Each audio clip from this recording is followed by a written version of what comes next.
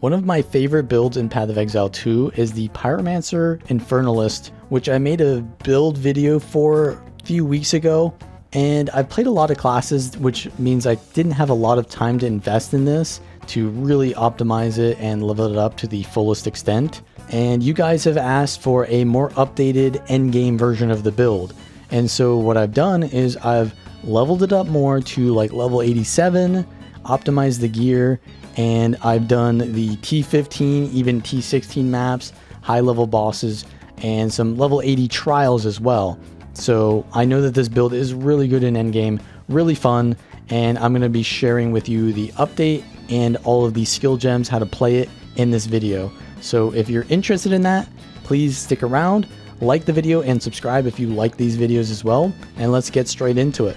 The main idea of this build is to go for the demon form, which gives you the ability to transform into the demon, and you'll get +6 to all of your spell skills, giving you a lot more base damage, increased cast speed, but at the cost of gaining demon flame stacks, which will give you more spell damage per stack. You gain these stacks every second, but you lose a percentage of your maximum health every stack per second. So to counteract that, we can go for more life regeneration. And early on, you're going to want to go here for the 4th skill ascendancy, cap that out at 10, so you're not going to get that much life regeneration required to stay in the form. But as we level that up and optimize more, we're going to remove this, which is going to allow us to get other things, but to also get even more stacks of demon flame to allow us to get absurd amounts of damage. So we want to go for as much life regeneration as possible on our gear, in the passives, and to reduce our health as much as possible, because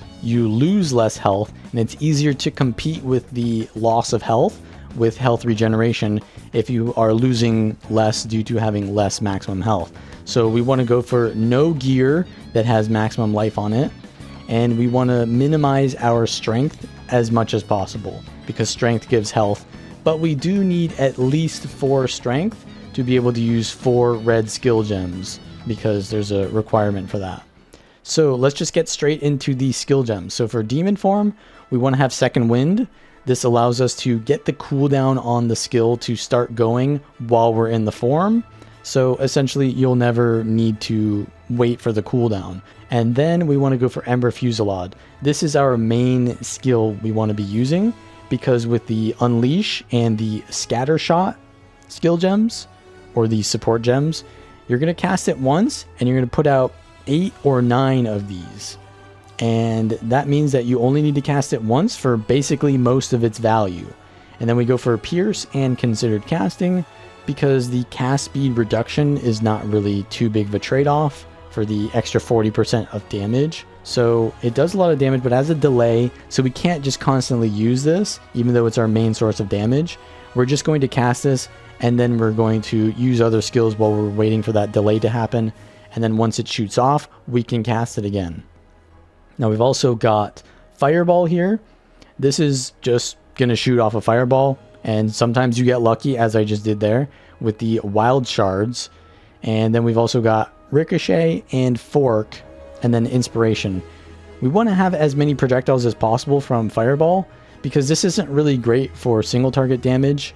It's mostly for AoE on clumped up enemies, and the more that it ricochets or forks and hits multiple enemies, the more it's going to create those AoEs that spiral around on that final hit. So it's really good for enemies that are just really clumped up. They're going to take a lot of damage, and there's a lot of situations where enemies just kind of swarm you, so Fireball is great in those situations. And then there's Flame Wall, which we have Fortress, Spell Cascade, and Arcane Surge. This is going to create a fire field in which we can shoot projectiles through. And so we want to be using our Ember Fusillade and our Fireball through that. And that will create projectiles that do more damage, but also ones that will burn or ignite the target. And that gives us more damage. But also we're going to be using Ignite because we do more damage to targets that are ignited. But also we're going to consume the Ignite to do more damage on skills like Firestorm. So Firestorm is what we want to combine with the Flame Wall. We use Flame Wall to ignite them, and then we use Firestorm. Firestorm doesn't do much damage, but it will consume Ignite to make it do good damage. And since the ignite is constantly being applied by the flame wall, we can basically consume ignite on every single hit of the Firestorm to do good damage over time. And on the Firestorm, we've got Hourglass, Fire Mastery, and Extraction. You don't really need these two. I just went for whatever can give me a little bit more damage, and the Sacrificing of Life doesn't do too much. But we mostly want Hourglass because this has a duration of 6 seconds anyways, and we're not going to be using it more often than 6. So the extra 4 seconds from Hourglass is not too big of a trade-off. So we've got Firewall combined with Firestorm. Now we're also going to have Solar Orb combined with Flameblast. So this is kind of like a combo-oriented build.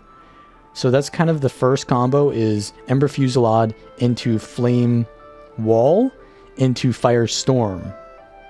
And then we're going to do another combo because by then our Ember Fusillade can be used again. So our next combo can be something like Ember Fusillade into Solar Orb.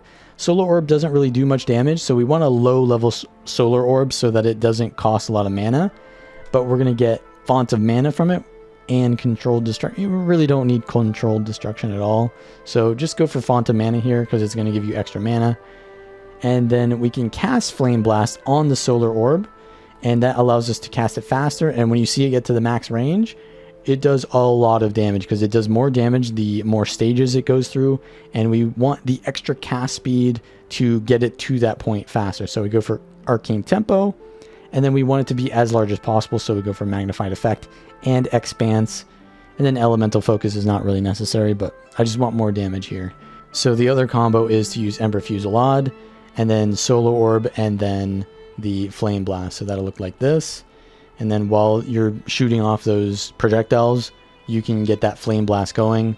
And then we've got Flammability, which isn't really too important because we have a lot of fire resistance penetration already in this build. But it can be nice to use on bosses. So we've got Burning Inscription, Heightened Curse, and Focus Curse. Now, the spirit skills that we have, we need at least 120 spirit to use all of them. So that's where Baydat's Will comes in. But you can also get spirit from either your amulet or your chest piece. Well, not really your chest piece because we need the Ghost Ride Tattered Robe. But you're going to get that from having 4 ascendancy points. And we want Raging Spirits because this will summon minions whenever you use a fire spell. And the Ember Fusillade hits so many times with one cast that it will summon 9 of them. So we're going to have a lot of these being summoned.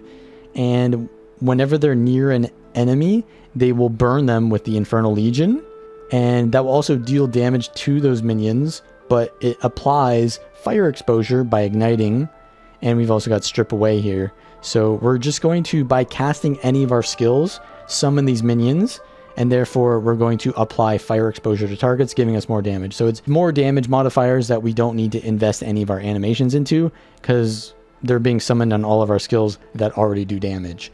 Then we've also got Minion Instability, which is really important, the synergy between Minion Instability and Infernal Legion, because these minions do not die, because they can't be targeted, but if you put Infernal Legion, they take damage, and then when they get low health, they will essentially blow up. And the damage that is done from this is not that high because their health is already really low, but this will trigger Cast on Minion Death, because this requires the minions to be killed. And if your minions just time out, then that doesn't count. But when they die from minion instability, it counts as them being killed. So this can trigger your cast on minion death very easily. And you might have been noticing that I've been shooting off random fireballs this entire time. Well, there you go. That's what's happening. So we put 2 fireballs into here, and then we've got Clarity and Vitality. You could replace Clarity and Vitality, but you need health regeneration for this build. So that's really necessary, and you can't put that into demon form because for whatever reason spirit skills don't work in that. So for now I'm putting it in here, and then Clarity because you do need mana regeneration. But later on, if they fix this bug or something, then you can put those skill or support gems into demon form, and then you could put other skills to increase your fireballs here. But I've only got 2 fireballs because they are pretty costly and you're just going to nuke your mana. Another thing is that this is a combo-oriented build. So if I cast the Ember Fusillade and it summons the minions, but if I cast another and it summons more, then those minions don't die, they just get resummoned. But if I let them time out due to the Infernal Legion and the minion instability, then it counts as them dying. So they can't be resummoned for the minion to trigger the energy. They have to die, so they have to be timed out. So it promotes more of a bursty playstyle rather than a spammy playstyle, because it gives them some time to time out.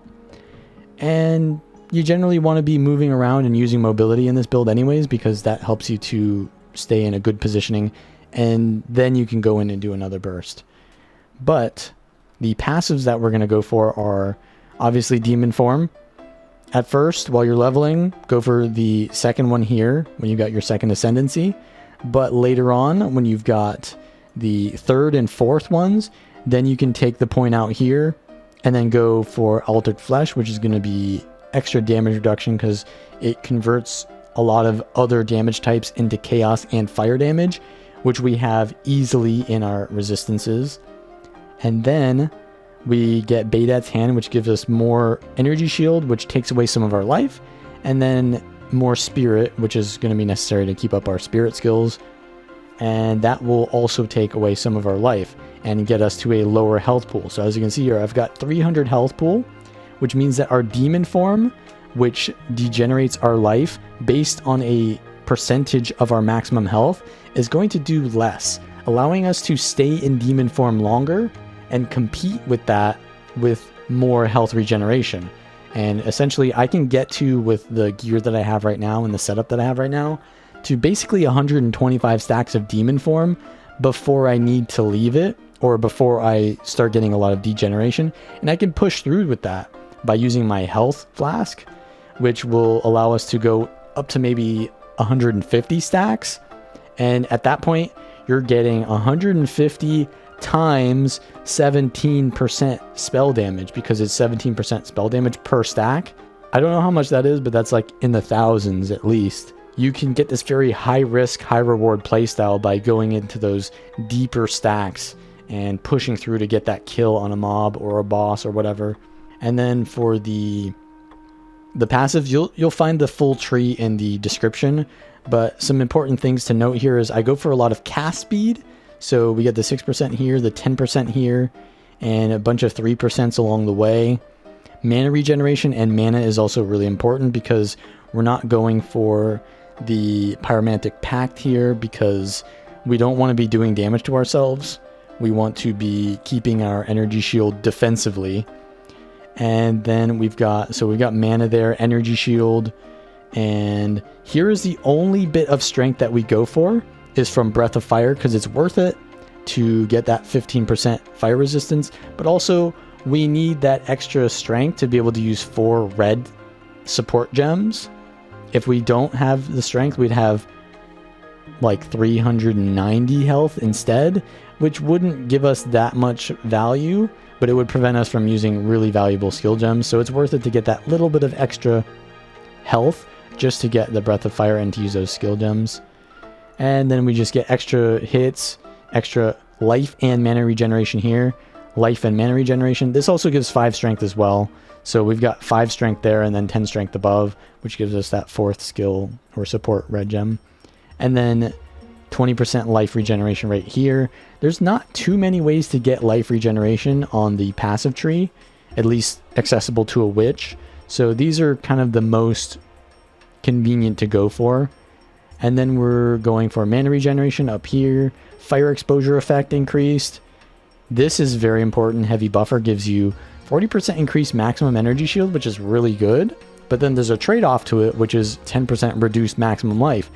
But that's not a trade-off to us because we want less life. So this is just a high value trait to go for. It lets you go deeper into stacks of Demon Flame while also giving you a lot of energy shield. We've also got extra damage as fire damage, 20 fire resistance, increased fire exposure effect, penetrating fire resistance. We have a lot of fire resistance penetration in this build. And then we go over here for spell damage per 100 mana. So I've got an extra like 26 spell damage from this, from my mana.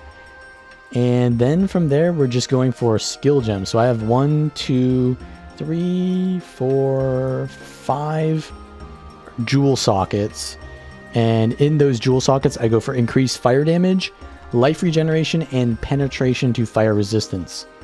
So the fourth one there, you could do something like spell power or mana regeneration or something along those lines to just give you more damage. If you wanted crit, I'm not really able to go into crit because I can't invest that much into it. But these are decently cheap with only 3 of the stats that I want on them. So I just focus on those 3, but you really want the fire damage and the life regeneration if possible.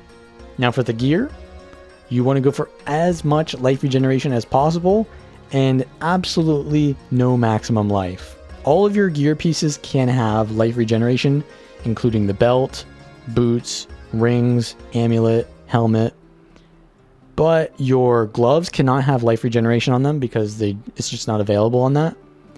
Your cloak has to be the Ghost Writhe Tattered Robe because it reduces your maximum health and gives you a lot of energy shield, so it's a lot of value there, and that's just the only unique that you really need for this build. But for the amulet, I have a lunar amulet, but it's better to have a crimson amulet because crimson has the potential to give you extra life regeneration. But you want to go for the +3 to level of all spell skills as well to get even more base damage. And then obviously go for as much energy shield as possible because that's going to keep you safe. And then I've got some fire damage on my rings. Just get your resistances up as high as possible, though chaos and fire damage are the most important resistances. I've even overcapped my fire resistance quite a bit here, and I put in an extra +1 to maximum fire resistance in here because my fire resistance is also applying due to the altered flesh here to other elemental damage types. So that's just giving me extra value from having fire resist there. The health regeneration that I have is 362 right now. And another reason I have that is because I have so many of those jewels with the life regeneration, but I've also instilled on my amulet the Hail Heart, which gives you 15% life recovery rate. So just extra life regeneration, which requires Despair, Paranoia, and Greed. If you get those distillations. And that's pretty much the gear. You just got to remember that I have my staff taken off right now just to prove that you don't need a weapon. But I do have a staff on just normally. Just make sure that your build can function without a weapon on. So just take your weapon off while you're making the build, and then you can put on whatever, because you're spending most of your time in demon form, and it does not work. The item provides no stats while shapeshifted, which the demon form counts as a shapeshift. Now you're going to be spamming Ember Fusillade pretty much off cooldown whenever you can, but the other skills have a more situational use. So Fireball obviously is the best when enemies are clumped together and in small corridors where it can get that ricochet value off the walls. When you're in big open spaces though, and enemies are more spread out, you're going to be using the Flame Burst from the Solar Orb more often. So just deciding between those situations is going to decide your gameplay, and it requires a little bit more thought than just pressing one button.